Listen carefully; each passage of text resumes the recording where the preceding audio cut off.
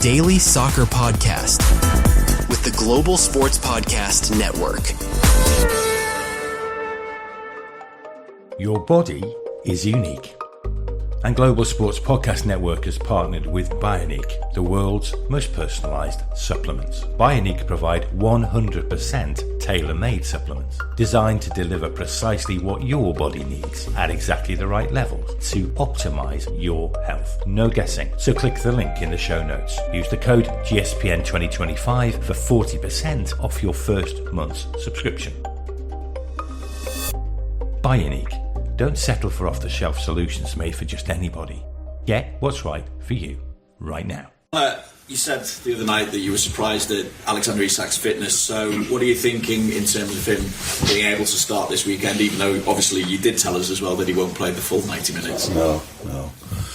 No, and I don't think I tell the media a lot the day before the game how we start the game. So we had a recovery yesterday. Actually, we're going to train this afternoon. So first of all, we have to see how they all feel.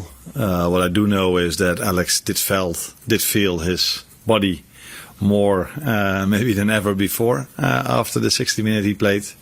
So let's see how he recovered. How he's recovered today, and then we're going to think about the lineup mainly today, and you will hear it then tomorrow.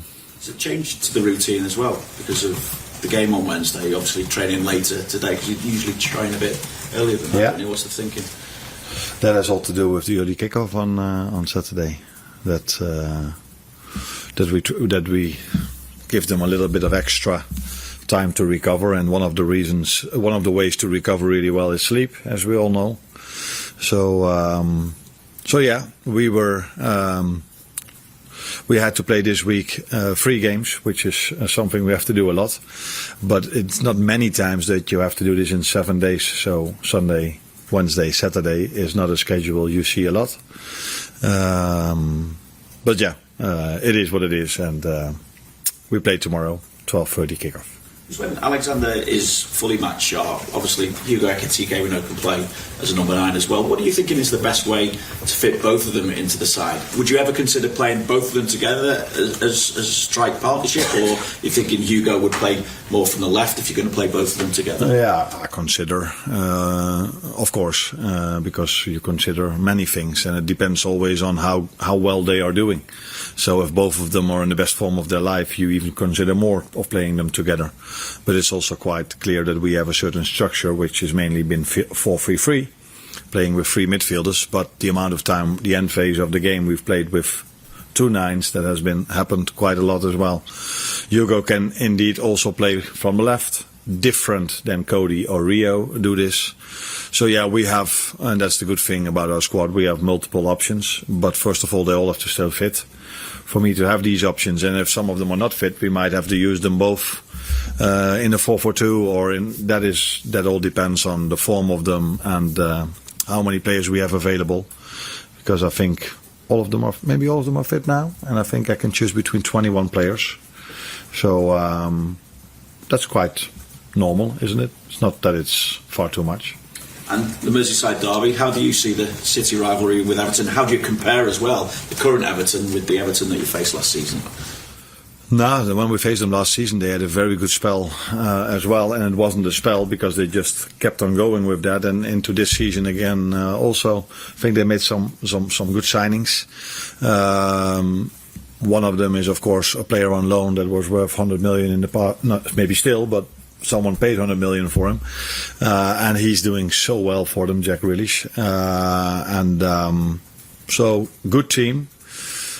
Indeed, there is rivalry, but what I also liked, and I want to emphasize in this moment maybe on that as well, what they did when Diogo passed away, coming to Anfield and be there.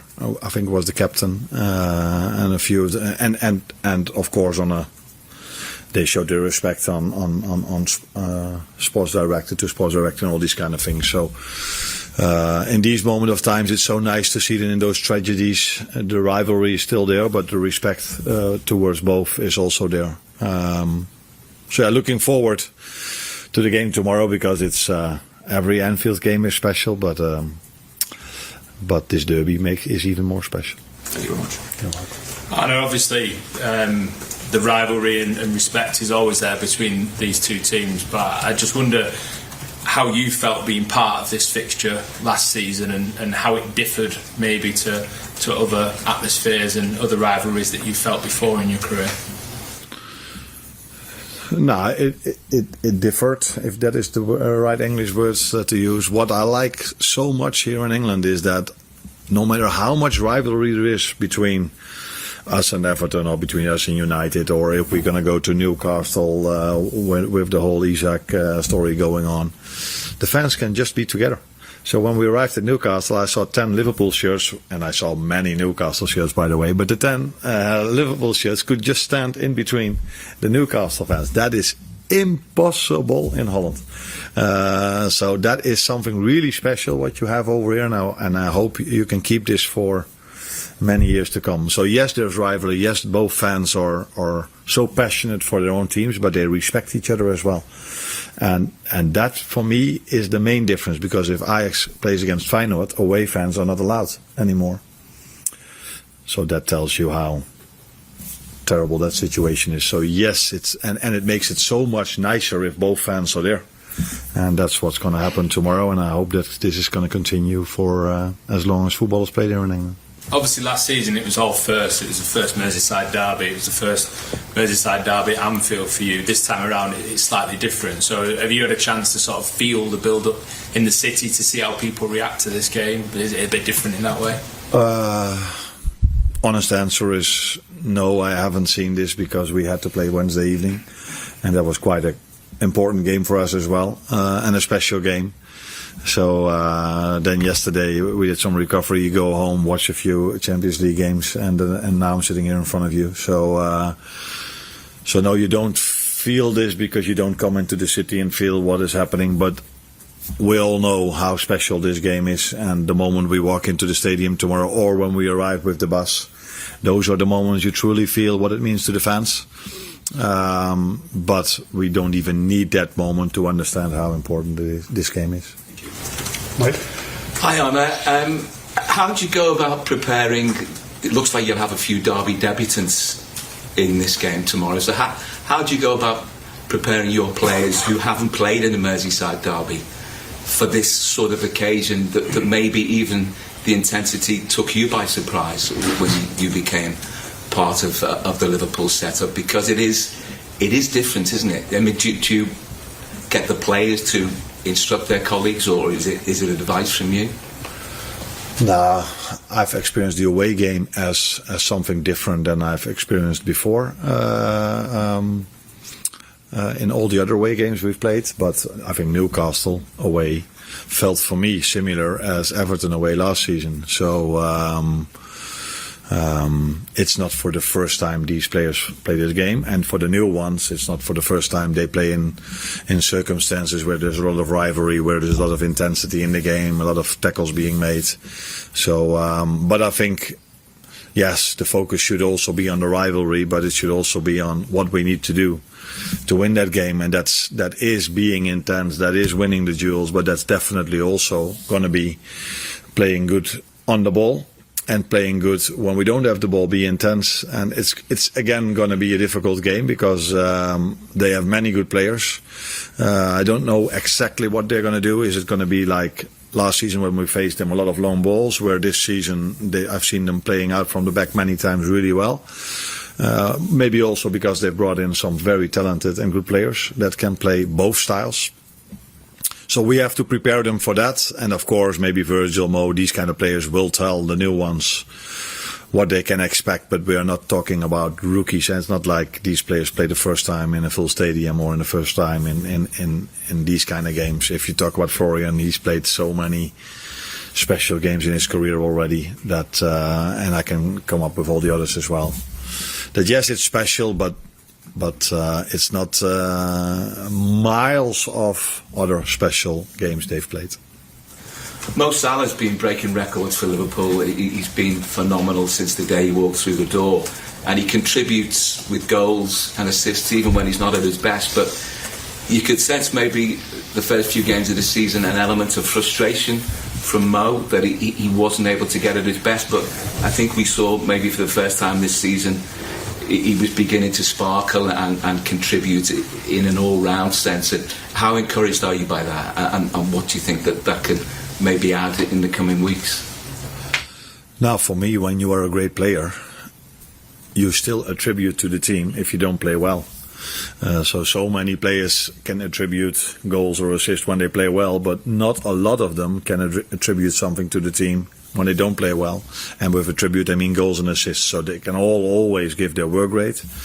But this is what stands out with Mo, I think, even, and which is normal, especially if you're a winger. It's so difficult to always be creative or always be the player he was at Atletico Madrid. But if he's not that player, which is normal, then he still has goals and assists, and I think that is why the fans love him so much and why he's so highly regarded and respected. Because a lot of players can play good when the team plays good or when they play good themselves, but not a lot can do special things when they are not at their best. And that is what he can, and that's what makes him so special, I think. But I prefer to see him like he was in the Atletico game. He was very much involved. That was also very positive. So the Newcastle game, there was hardly ball in play, so it was difficult for every player to be special. But now we played so many balls to him. He was so much involved, touched the ball so many times. Florian find him so many times. So it was that was a joy to watch, to see him like that. But if we don't see him like that, he's still able to score goals, and that's what makes him special, I think. Thank you. Carl? Arne, hi. The two themes of the season have been scoring late goals and conceding 2-0 leads from 2-0 up. I'm just wondering, on that respect, the sort of conceding the goals, have you seen any similarities between each of those occasions, or are they all individually different in terms of, getting in a position where you're so strong and then letting it slip? Yeah. Nah. We've only played 5 games, so then it's difficult to see something for the long term in it. So yes, we've twice we gave away a 2-0 lead. Completely different when you see the goals. Against Bournemouth, we were too open maybe. We missed Ryan in that position in the midfield, so they could just go all the way to our goal and score 2 counter-attacking goals. I don't think Atletico scored 2 counter goals, 2 goals from transition. So you cannot compare that, but it's it's not ideal that if you have a 2-0 lead twice, we gave it away. So this is something we definitely have to improve. As many other things we have to improve. But the positive thing about it is also that then if we feel the urgency again, we're able to score a goal. But this is definitely something we talk about, that a 2-0 lead, because you can run out of energy or run out of steam towards the end of the season if you every game mentally and physically have to go all the way to the end to win a game of football. So it's never a good idea to keep on doing this, but yeah, if we need it, I still hope we can do it. Do you think that when you get to, when you said gets 2-0 up, there's almost an element of trying to maybe protect themselves or just manage the situation rather than, I mean, obviously you want to go on and score more goals, but at 2-0, is there a risk that I think that it's done? We sort of... Yeah, that's funny that you say so, because we got criticised a bit that when we were 2-0 up against Bournemouth, we were still attacking with 12 players in the 18-yard box of the other team. So that tells you that we don't back off, we don't go slower, we just keep on going. And I think that's why we always play at 8 o'clock or 9 o'clock for the Champions League and never at 6:45, because everybody wants to look Liverpool, because it's so nice to see them play. They always keep on go. We always keep on going, and they in the past, by the way, as well. With they, I mean Liverpool. And there was the same against Atletico Madrid. We created so many chances against Madrid compared to other games we played this season, that we were not trying to keep the lead. We were trying to make it 3-1 or trying to make it 3-0. And so yeah. Maybe we should, in some moments, be a bit more composed or calm. But I like that mentality that we have. Hi Arne, we spoke last season a few times about how us in the media can be a bit too fixated on results in comparison to performances, but when there are things that aren't quite as they should be, such as the 2-0 leads, do you find it somehow easier to be perhaps critical with your players internally at least, when the results are still coming? No, I don't think media is too fixed on that. I think everyone in football is fans, players. We're all fixed on results, because if we don't have results, then next week someone else is sitting here. So that's maybe a bit too early. But this is how the industry works. So that's not only the media, but it does definitely help that if you still win games, that you can then also point out things that you have to improve. That 9 out of 10 times works better than when you lose many games of football and you're constantly telling them what they have to improve. So mainly what you do as a manager is if you lose games, then you try to emphasize on the positives as well, where if you lose games, you also emphasize on the positive, but you definitely also tell them what you have to improve. So yeah, it's I prefer the situation of winning the games and then pointing out that we can still improve things compared to losing games and being positive. Well, just check Case Jones going to be back in the fray. In the fray, in the squad. In the fray?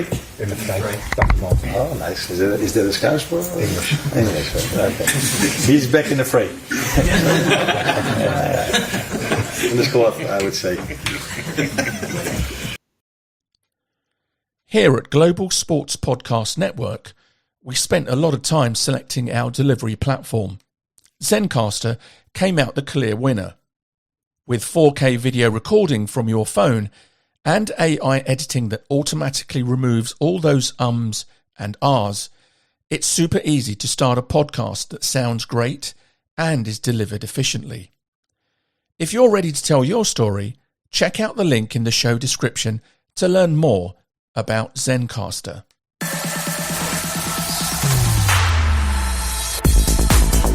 Your daily soccer podcast with the Global Sports Podcast Network.